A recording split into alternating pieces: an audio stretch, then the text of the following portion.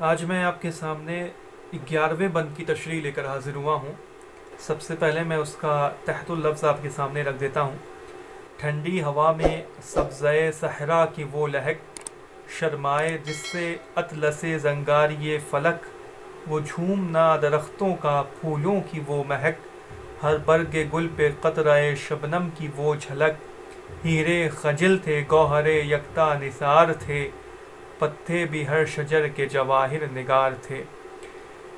شاعر کہتا ہے کہ ٹھنڈی ہوا میں سبزۂ صحرا کی وہ لہک، صبح کی بات ہو رہی ہے، صبح کی بات چل رہی تھی،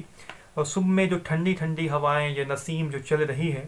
اس میں یہ جو ہرے بھرے درخت ہیں وہ جو لہک رہے ہیں، بلک رہے ہیں، بالکل لہک لہک کے ہواؤں سے جو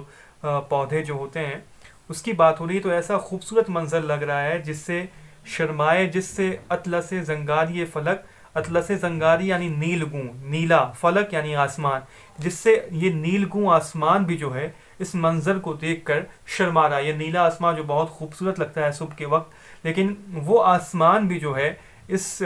ہرے بھرے سبزے کو لہراتے ہوئے دیکھ کر، لہکتے ہوئے دیکھ کر شرما رہا ہے۔ وہ جھومنا درختوں کا پھولوں کی وہ مہک، تو ظاہر سی بات ہے جب ہوا چلتی ہے تو درخت جھومتے ہیں، اور جب ہواؤں میں درخت پہ جب پھول لگے ہوں اور ان پھولوں کی خوشبو جو ہے ان ہواؤں کے ذریعے سے چاروں طرف پھیلنے لگتی ہے، کہتے ہیں کہ وہ جھومنا درختوں کا، درخت جھوم رہے ہیں، اور جن کی وجہ سے پھول جو ہیں وہ جھومنے کی وجہ سے پھولوں کی مہک جو ہے چاروں طرف پھیل رہی ہے، اور ہر برگ گل پہ قطرۂ شبنم کی وہ جھلک، اور جو صبح صبح کے وقت جو شبنم کے قطرے پھولوں کی پتیوں پر پڑے ہوتے ہیں اس کی طرف یہ اشارہ کر رہے ہیں کہ صبح کا وقت ہے، اور پھولوں کے پتیوں پر یعنی پھولوں کی پنکھڑیوں پر یہ جو شبنم کے قطرے پڑے ہوئے ہیں، ایسے معلوم ہیرے خجل تھے گوہر یکتا نثار تھے، یعنی ہیرے بھی شرمسار تھے، گوہر یکتا نثار تھے، اور جو گوہر یکتا ہیں یعنی جو گوہر، جو موتی، سچے موتی جو اپنے آپ کو یکتا سمجھتے ہیں، جن کے جیسا کوئی موتی نہیں ہوتا، وہ بھی اس شبنم کے قطرے پر نثار ہوئے جا رہے تھے، قربان ہوئے جا رہے تھے۔ کہہ رہے کہ پتے بھی ہر شجر کے جواہر نگار تھے، اور جو درختوں میں یہ منظر، ایسا خوبصورت منظر لگ رہا تھا کہ وہاں جو پتے لگے ہوئے تھے شجروں میں، درختوں میں، وہ بھی جواہر نگار ہو گئے تھے، گویا کہ مرصع سازی کر رہے تھے، نگینوں کے مانند اور ہیرے سونے جواہرات کے مانند لگ رہے تھے، اور اس کی زینت و آرائش میں کام آ رہے تھے۔ اگلا بند بھی میں آپ کے سامنے رکھ دیتا ہوں کہ قربان صنعت قلم آفریدگار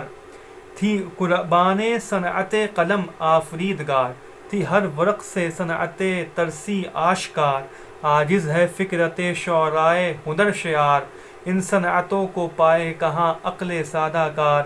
عالم تھا محو قدرت رب عباد پر، مینا کیا تھا وادی مینا سواد پر، مینو سواد پر۔ کہتے ہیں کہ قربان صنعت قلم آفریدگار، آفریدگار یعنی تخلیق کرنے والا، خالق، پیدا کرنے والا، کہتے ہیں کہ خالق کی صنعت کرنے کی قلم پر، اس قلم پر جس کے ذریعے سے وہ صنعت کرتا ہے، میں اس قلم کے اوپر قربان جاؤں۔ کہتے ہیں کہ صنعت قلم کی صنعت پر، میں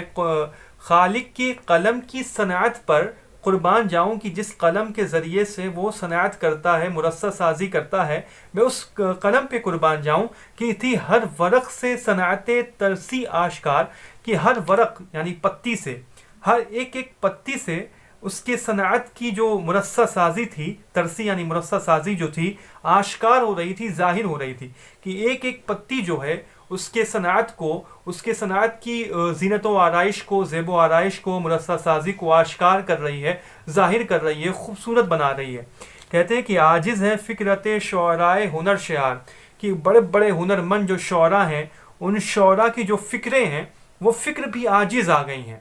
یعنی کہ یہ ان کے خیال، ان کا تخیل جو ہے اس تک پہنچ نہیں پا رہا ہے کہ یہ اللہ رب العالمین نے کس طرح سے اس کائنات کو، اس وادی کو اتنا خوبصورت بنایا ہے، کس طرح سے اس کی مرصع سازی کی ہے، کس طرح سے اس کی زینت و آرائش کی ہے۔ جو بڑے بڑے ہنرمند شعراء جو ہوتے ہیں، یعنی بڑے بڑے شعراء جن کا تخیل کی بڑی پرواز ہوتی ہے، بڑی گہری گہری باتوں کو بھی اپنے اشعار میں بیان کر دیتے ہیں، وہ بھی عاجز آ گئے ہیں، وہ بھی حیران ہیں۔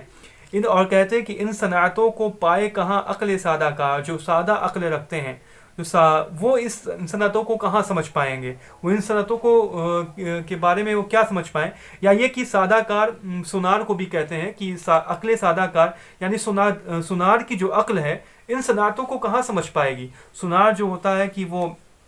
سونے کو خوبصورت بناتا ہے، ہیرے جواہرات کو بناتا ہے تو اس کو نیکلیس کی شکل دیتا ہے، یا کانوں میں پہننے کی شکل دیتا ہے، یا اس کو ہاتھ میں پہننے کی شکل، اس کو خوبصورت بناتا ہے، اس کی مرصع سازی کرتا ہے۔ تو کہہ رہے ہیں کہ لیکن جو اللہ رب العالمین نے اس وادی میں جو خوبصورتی پیدا کی ہے، ان پتیوں کے ذریعے سے، ان درختوں کے ذریعے سے، ان پھولوں کے ذریعے سے، ان ہواؤں کے ذریعے سے، ان شبنم کی بوندوں کے ذریعے سے، یہ جو چیزیں ہیں، یہ بڑے بڑے شعراء بھی اس چیز کو سمجھ نہیں پائیں گے، ان کی تخیل ان کی پرواز اس بلندی تک نہیں پہنچ پائے گی۔ اور جو بڑے بڑے سونار جو ہیں، عقل کے جو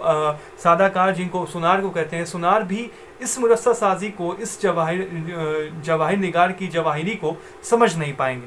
کہہ رہے ہیں کہ عالم تھا محو قدرت رب عباد پر، کہہ رہے ہیں کہ پورا کا پورا کائنات جو ہے، پوری دنیا جو ہے محو ہے، حیران ہے قدرت رب عباد پر، بندوں کی رب کی قدرت پر، یعنی جو رب العالمین نے یہ قدرت اپنی ظاہر کی ہے، یعنی جو یہ صبح کے منظر میں اتنی خوبصورتی جو اس نے پیدا کی ہے، اس منظر کو دیکھ کر پورا عالم جو ہے محو ہے، حیران ہے۔ کس وجہ سے؟ مینا کیا تھا وادی مینو سواد پر، یعنی وادی مینو یعنی جنتی وادی، یعنی جہاں پہ حضرت حسین رضی اللہ تعالیٰ عنہ اور ان کے ساتھیوں نے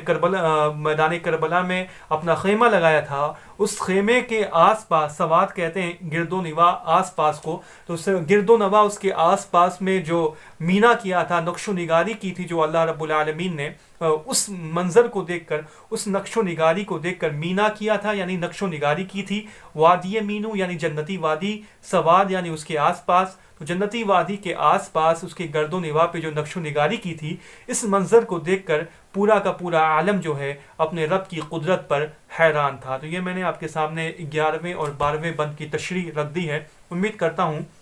کہ آپ کے لیے فائدہ مند ہوگی۔ اگر آپ کے لیے فائدہ مند ہے تو بالکل اس ویڈیو کو ضرور لائک کریں، اگر نہیں ہے تو کوئی بات نہیں، اور اس چینل پر اگر پہلی مرتبہ آئے ہیں تو چینل کو سبسکرائب کرنا نہ